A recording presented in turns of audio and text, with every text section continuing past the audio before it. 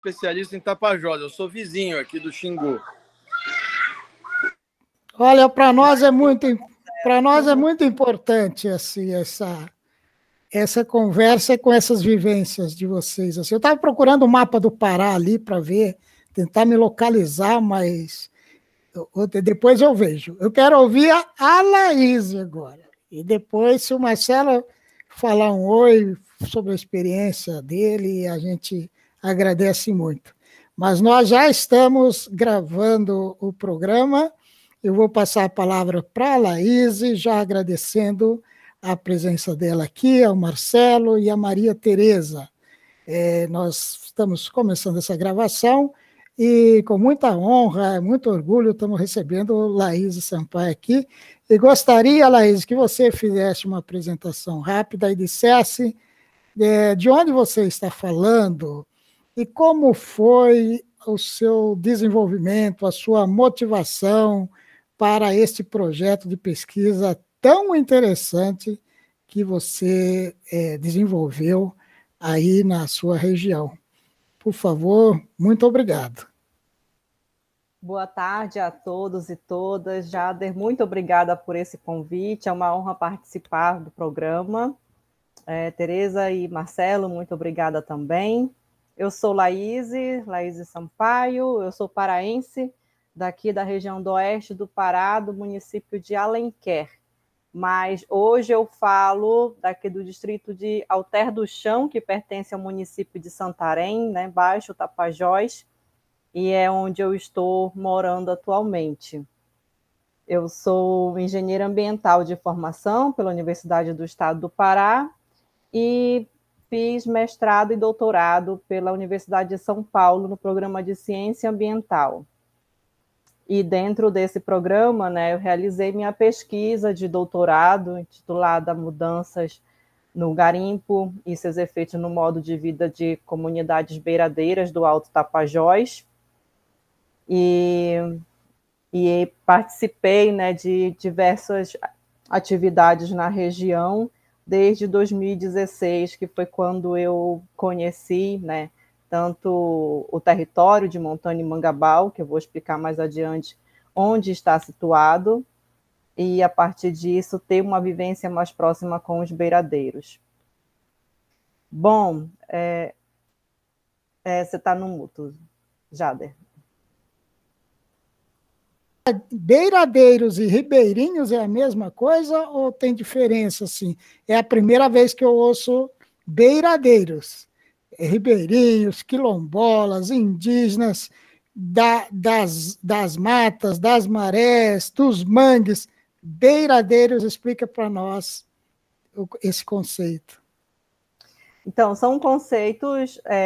beiradeiros e ribeirinhos, conceitos similares. A questão é como o grupo se identifica, né? Então, aquela região do Tapajós, eles, e tanto do Xingu também, os que ditos ribeirinhos, né? Eles se identificam como beiradeiros. Que são beiradeiros? São habitantes da margem do rio, né? Da beira do rio. Então, assim, eles se identificam. E aí, por isso, eu adotei esse termo na minha pesquisa, né, a partir de como eles se reconheciam, ao invés de eu chamar de ribeirinhos. Beiradeiros e beiradeiras, eles são mais o que? Extrativistas, agricultores, são pescadores? Como é esse universo? Os beiradeiros de Montana e Mangabal, bom, só explicando brevemente o que é o assentamento agroextrativista Montana e Mangabal. É um assentamento, né, um território que ele pertence ao município de Itaituba, no sudoeste do Pará, e ele começa ali no sul do Parque Nacional da Amazônia e se estende por 70 quilômetros, né, na margem esquerda do rio Tapajós, compreendido entre os municípios de Itaituba e Jacareacanga. E as famílias que lá residem, que são cerca de 100 famílias, né, ocupando aquele território, elas são descendentes de seringueiros e a sua ocupação ali ela já ocorre há mais de 140 anos. Então, são famílias que elas Para subsistir, elas realizam atividades de pesca, caça, coleta de produtos da floresta e também atividades agrícolas, né? Principalmente a roça. Então, elas têm uma diversidade, né, de componentes de subsistência aí, de atividades para a sua subsistência. E têm uma relação muito estreita com a floresta, ao mesmo tempo que elas estão ali, né, estão numa área de 54 mil hectares, muito bem conservada, e tem uma relação com o rio, uma relação sociocultural com o rio Tapajós muito forte, né? Que é de onde elas tiram o sustento, né, por meio de atividades de pesca, mas onde elas também reproduzem os seus modos de vida. E o meu contato com eles aconteceu em setembro de 2016, a partir de uma primeira visita que eu realizei ao município de Itaituba, né, acompanhada de um professor chamado Maurício Torres, que hoje é professor na Universidade Federal do Pará, e nós fomos visitar algumas terras indígenas do Médio Tapajós, entre elas Sauerê-Maibã, que é uma terra indígena que ainda hoje não está, né, com seu processo de território, não está homologado, mas que sofre muitas ameaças, né? Seja por questões de garimpo, madeireiras e outros agentes que pressionam seu território. Então, nós fomos lá coletar evidências para poder comprovar a ocupação, né, do Munduruku, daquela terra, e, com isso, responder umas contestações de empresas privadas e públicas, né, que têm interesse pelaquela região em desenvolver projetos de hidrelétricas. E essa região é a região também, né, que os beiradeiros de Montanha e Mangabal compartilham, né, desse território. Então, os beiradeiros são praticamente vizinhos desse povo Munduruku, ali do Médio Tapajós.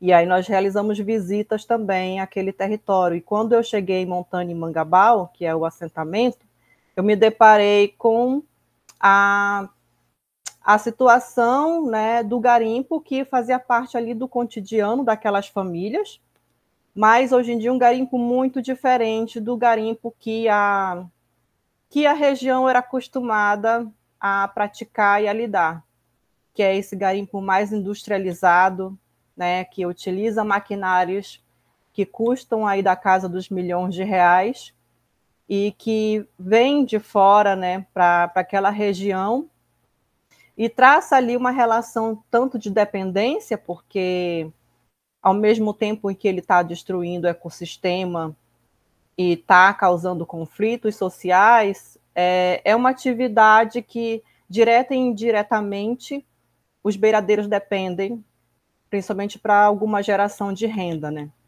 Já que aquele território é um território de difícil acesso, remoto. Para você ter uma ideia, para acessar a Montanha e Mangabal, a gente tem que percorrer a Transamazônica, e cerca de 211 quilômetros, e entrar num ramal, ainda percorrer mais de 18 quilômetros até chegar nessa margem esquerda do Tapajós, né? Que é onde as famílias elas estão distribuídas, mas estão distribuídas muito espaçamente aí, em cerca desses 70 quilômetros.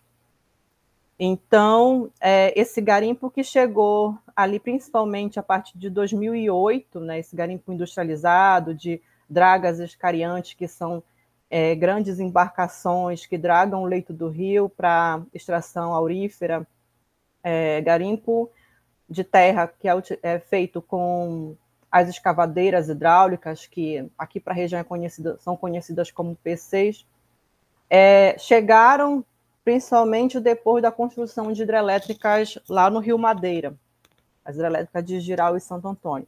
Então, por essa pressão e eles não conseguirem mais garimpar naquela região, eles migraram para o Telespires e depois para o Tapajós.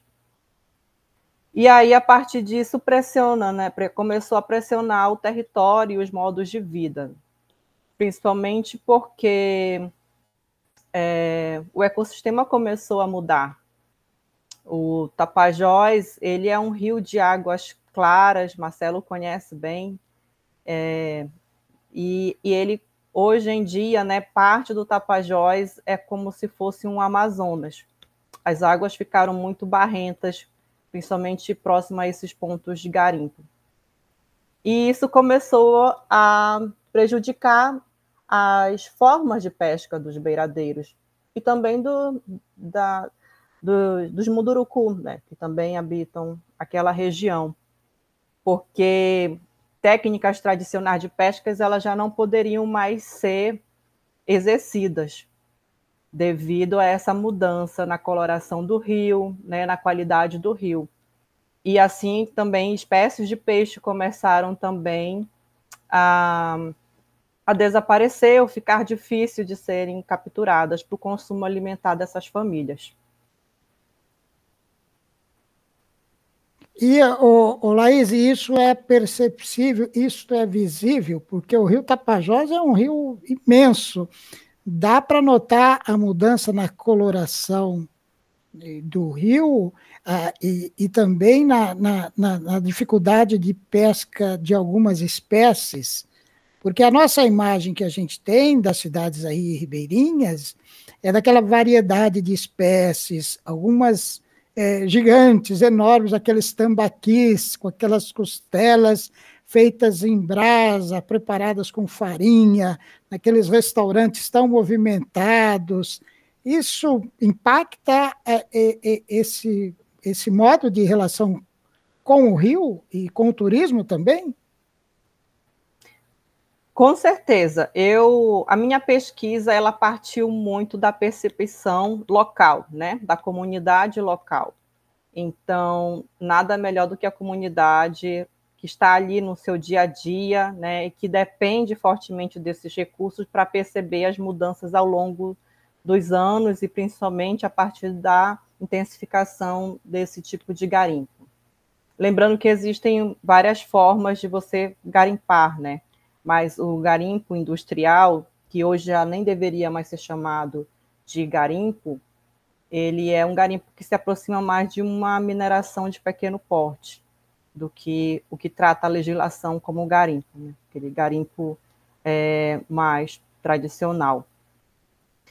E essa percepção do Tapajós, ela é evidente, né? Há estudos que mostram por imagem de satélite essa mudança do Tapajós ao longo dos anos, aí, numa série histórica dessas mudanças, por conta do aumento, né, da sedimentação do rio.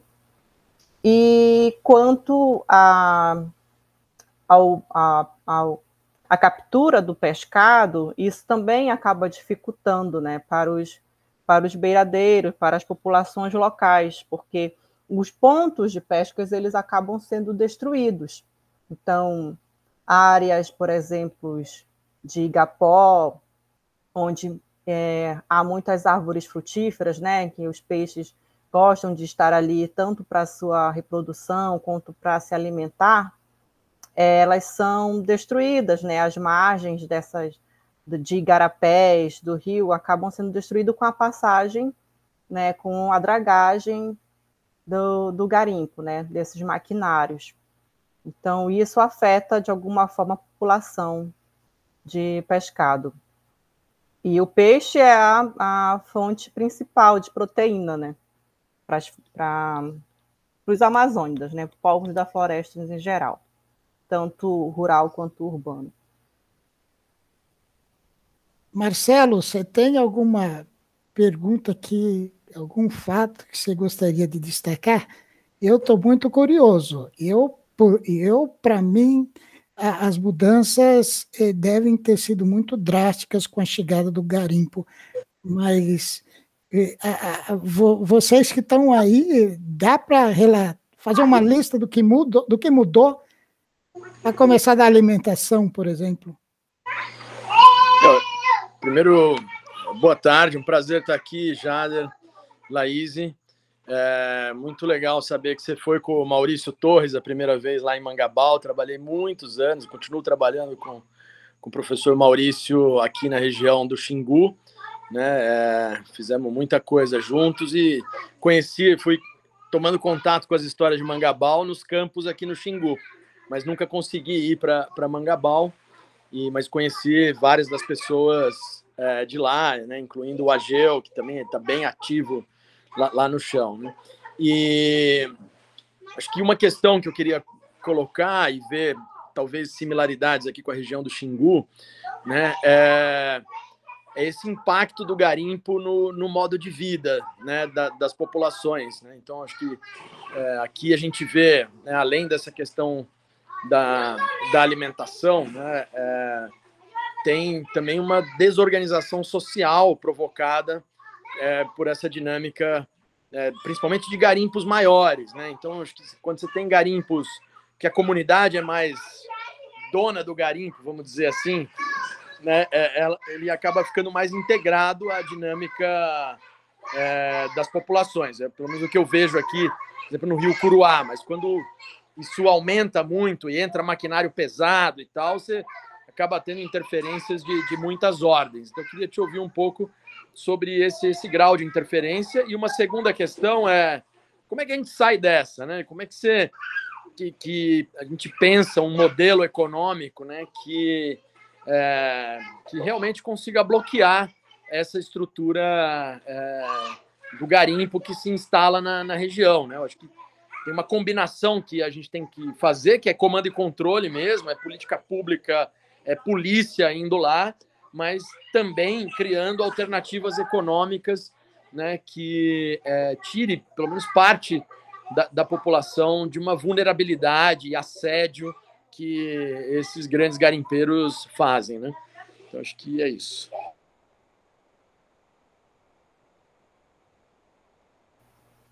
Laís. Sim, Marcelo, essa questão da desestruturação social que o garimpo causa, né? E é isso, como você comentou mesmo, há garimpos e garimpos. Então, um garimpo que tem um controle ali mais familiar, que ele é gerido, né, pelas famílias, né, seja famílias ribeirinhas ali, as famílias locais, tem uma relação de trabalho totalmente diferente do garimpo empresarial, né, esse garimpo industrializado, que é muito, né, que vai atender umas características mais, né, externa àquela região mesmo, assim, não se conecta com o modo de vida. E esse garimpo, né, mais industrializado, ele até captura alguma mão de obra local ali, mas ainda, né, com violações de direitos, não há direitos trabalhistas, na verdade, né? Então, com violações de direitos, com trabalhos até análogos à escravidão, e isso, né, aquele recurso ele não fica ali, tá? E causa também essa certas episódios de violência também, né? Porque ali agravam os conflitos, principalmente os conflitos por territórios tradicionais. Então, é uma coisa muito complexa, na verdade. E um ponto também a se destacar aqui, né, que é também o quanto a imprensa, estudos, né, de modo geral, trazem essa denominação de garimpeiro. Porque quem é o garimpeiro e quem é o dono do garimpo? Então, acho que é muito importante a gente também deixar claro essa distinção, né? O garimpeiro ele pode ser tanto um agricultor, que em alguma fase, né, do ano ali, da sua atividade, se deslocou para um garimpo para alguma oportunidade, aproveitando ali uma sazonalidade. E o dono do garimpo, né, aquele realmente que vai deter todo o ativo, né, ser o dono do maquinário, não está ali, às vezes está representado por um gerente. E tem uma ligação forte, né, com o centro-sul do país, com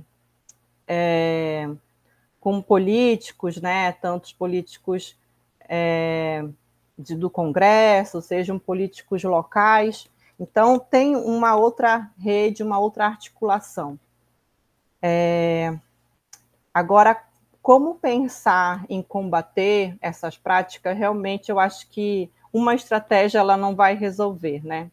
Então, só a estratégia política de comando e controle, a gente tem visto ao longo dos anos, do tempo, que só isso não tem resolvido.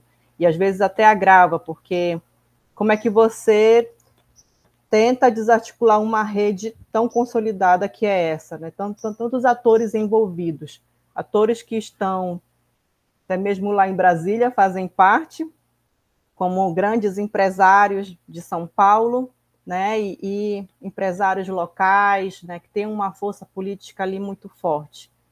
Então, queimar maquinários resolve temporariamente, mas de repente eles conseguem ali, compram novos insumos e estão novamente na ativa, e o que se ganha com o ouro, né, é tão exorbitante que eles conseguem se recuperar de um prejuízo assim, muito rápido. Então, acho que estratégias de você valorizar, né, produtos da sociobiodiversidade, valorizar os modos de vida locais, né, vendo mesmo com as comunidades tradicionais, os povos indígenas, né, formas já como eles mesmos lidam, né, com o território e tentar dali diversificar gerações de renda, eu acho que pode ser um ponto. Talvez no primeiro momento não vai combater de fato, porque dificilmente outra atividade ela vai ser tão rentável como a atividade de garimpo, né? Itaituba é um município movido à atividade garimpeira, ali se respira garimpo. Então, você hoje vender 1 grama de ouro na casa dos 200, 300 reais, uma cozinheira, né, no garimpo, ganhar essa faixa salarial ali de 6 mil, dificilmente vai conseguir essas atividades, ou uma atividade que substitua e seja assim tão lucrativa e um ganho em curto tempo. Mas os prejuízos são enormes, né? São ao longo do tempo.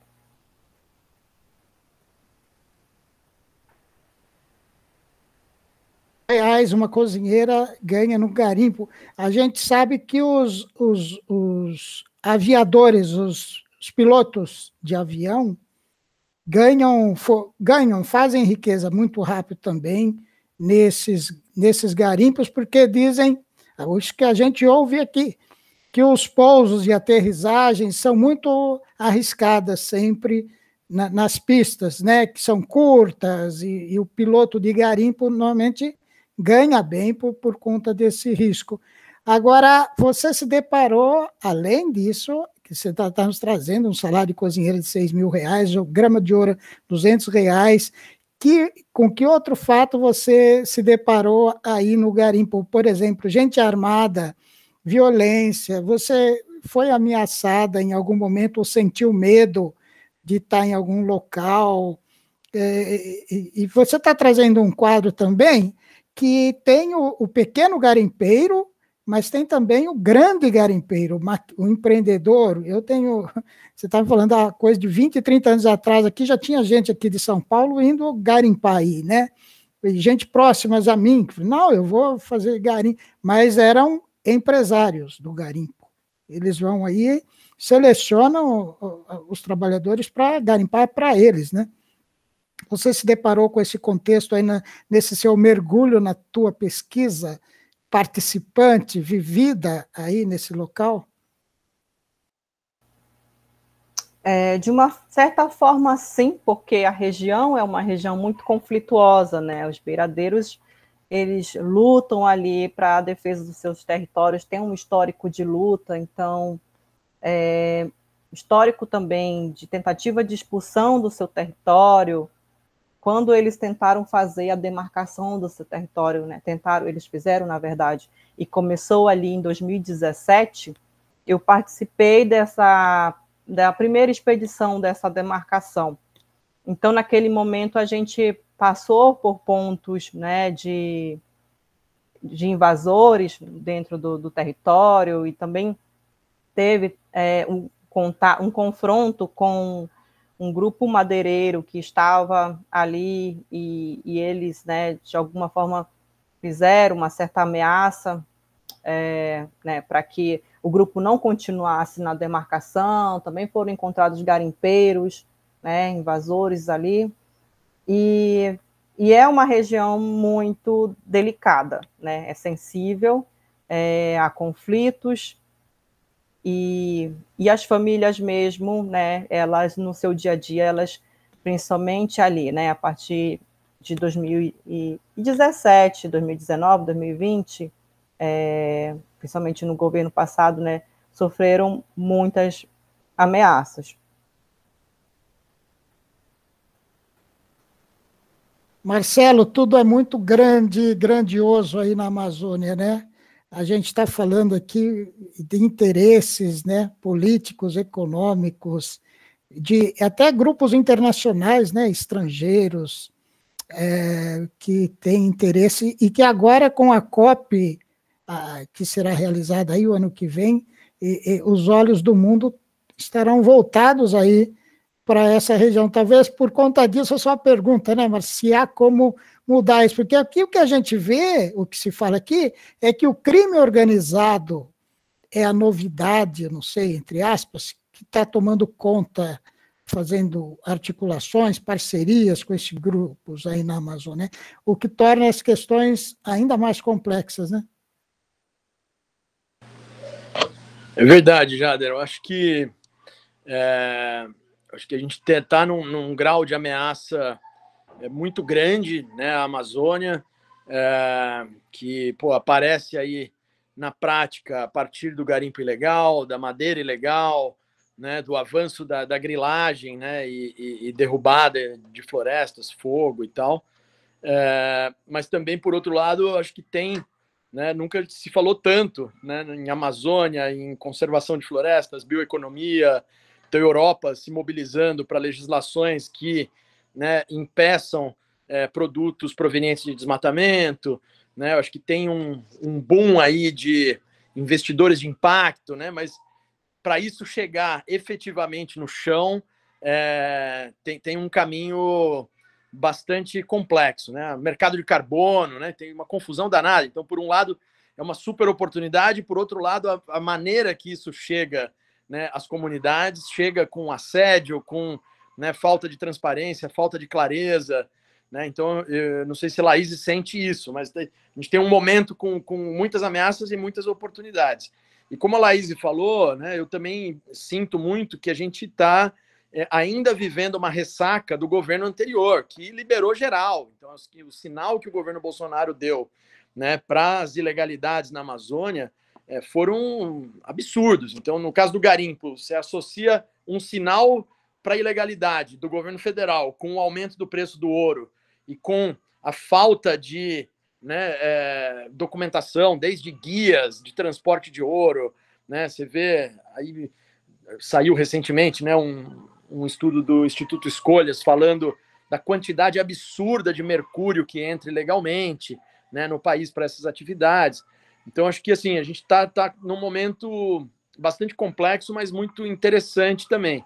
Eu acho que a COP30, ela acho que é uma oportunidade, eu vejo como uma oportunidade, apesar de ter desafios enormes, aí, principalmente, né, de infraestrutura ali na região de Belém, que vai receber a COP, mas todo mundo olhando para a Amazônia, olhando para o Brasil, né? Então, acho que é a chance da gente colocar soluções na mesa, né, e buscar outros tipos de investimento, né, que enfrentem essas situações de ilegalidade, né? Eu acho que é isso, né? A crise climática também escalou, né? Então, no Brasil, a maior causa das emissões de gases de efeito estufa, ela está relacionada ao desmatamento e à degradação na floresta amazônica, né? Então, o Brasil é o 6º maior emissor de gases de efeito estufa do mundo e 70 e tantos %, não vou saber o número exato, é por conta de desmatamento, fogo e degradação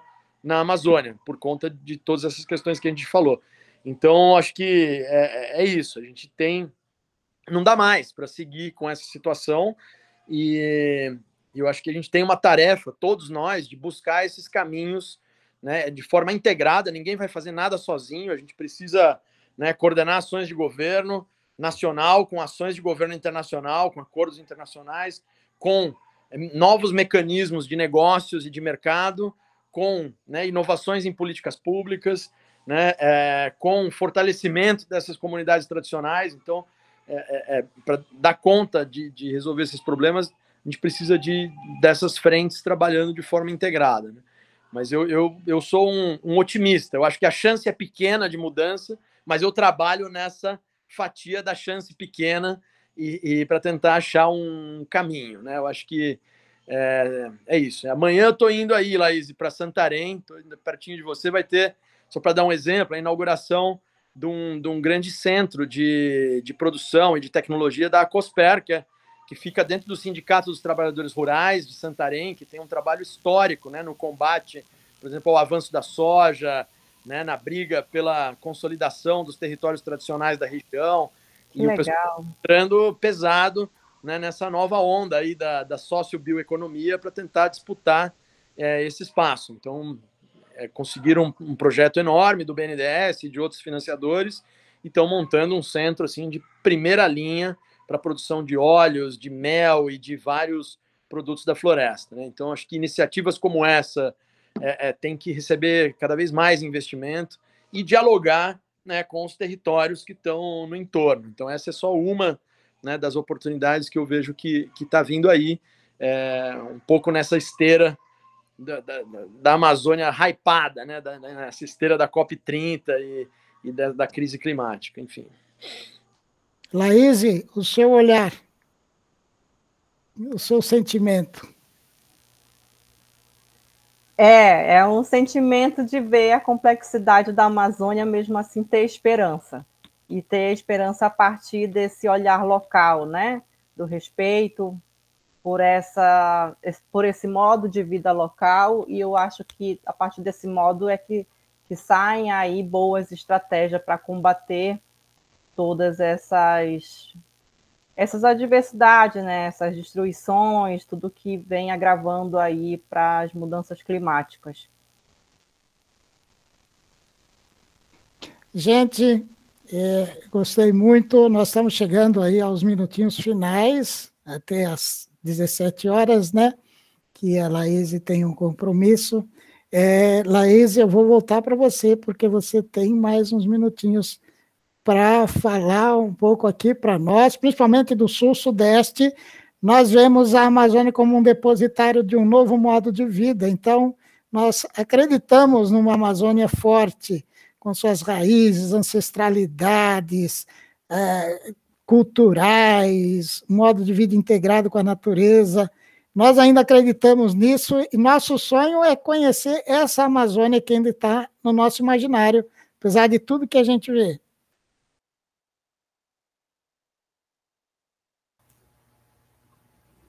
É isso mesmo, Jader. Eu acho que um possível caminho, um caminho que pode dar certo é a partir do que já comentado, né? Esse respeito pelos modos tradicionais, buscar, né, a partir de incentivos locais, né, de valorização da floresta em pé, outros caminhos que possam desenvolver a região, né? Desenvolver também não do ponto de vista só econômico, né? Mas trazer resiliência também para os povos, para todos nós.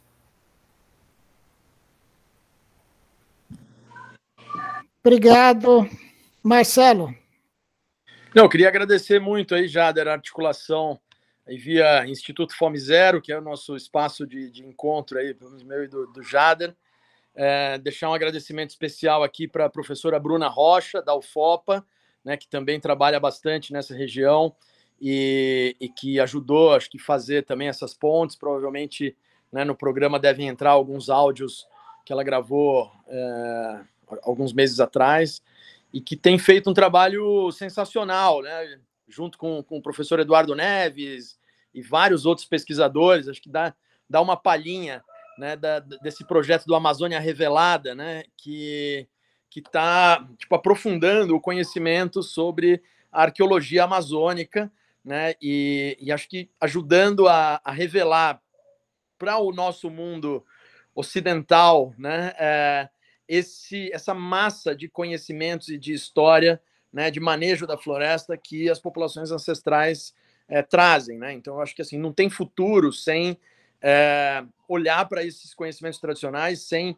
ouvir e, sobretudo, sem se permitir ser guiado, né, pelos povos da floresta. Eu acho que se a gente tem uma chance, ela está aí, né? Porque durante 12 mil anos, né, as populações conseguiram não só conservar a floresta, como gerar biodiversidade, né, manejar as espécies, domesticar várias espécies que hoje fazem parte do nosso dia a dia, né? E esse motor de conhecimento tá com essas populações, entendeu? Então, acho que se deixar ser guiado pela floresta, deixar-se guiar pela floresta, eu acho que e pelos povos da floresta, talvez uma chave aí para um caminho, para uma chance que a gente tem aí de futuro um pouco mais equilibrado, né?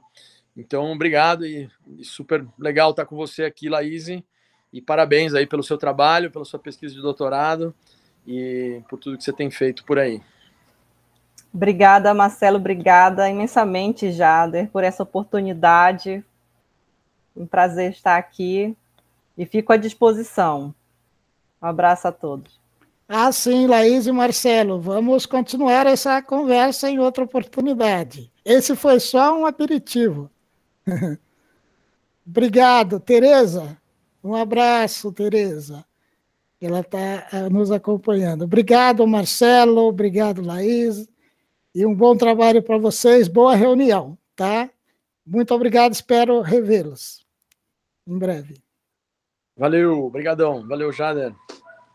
Valeu. Jader, só perguntar, aí você vai juntar essa entrevista com os áudios, isso vai virar um programa? Eu gostei muito da sua fala final, Marcelo, porque você lembrou um pouco a professora Bruna, né? Que você mencionou. Me fala um pouquinho dela aí, já que se tiver um minutinho para falar, porque em seguida a gente vai ouvi-la, né, através daqueles áudios.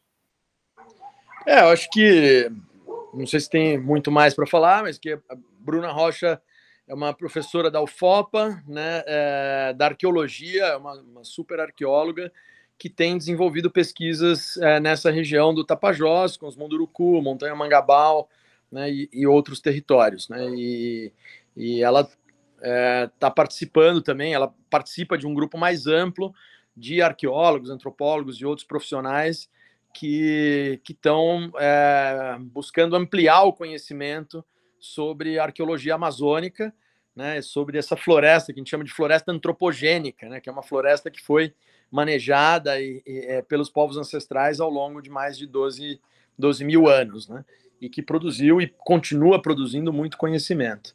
Então, acho que é isso. Acho que, no mais, acho que ela vai falar um pouco no áudio também.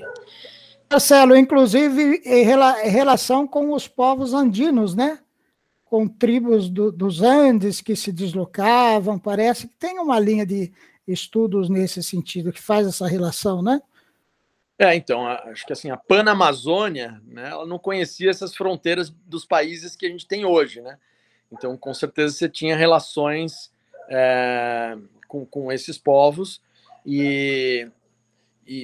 bom, posso estar falando besteira, a Bruna com certeza é a pessoa mais adequada para isso, mas você acaba tendo muito mais interação por bacias hidrográficas. Então, assim, os povos do Xingu, né, eles têm muito mais interação entre si, os povos do Tapajós, muito mais interação entre si, mas você tem um transbordamento, né, de relações entre povos de diferentes bacias. E isso acontece, né, sucessivamente com as grandes bacias hidrográficas que estão na Amazônia, né? Então, isso, e sem respeitar essas fronteiras de países, né? Marcelo, você acha que a COP30 vai permitir ao mundo conhecer a dimensão da Amazônia que nós, brasileiros, ainda não conhecemos, né? Uma coisa é a gente falar da Amazônia, outra coisa é a gente sobrevoar a Amazônia, outra coisa a gente navegar pelos rios da Amazônia e para sentir um pouco a dimensão do pulsar dessa floresta, né? Você acha que é uma oportunidade para a gente... Eu acho que, assim, em grande medida, né, quem já participou desses eventos da COP, né, eu fui em duas COPs, fui em Glasgow e fui em Dubai.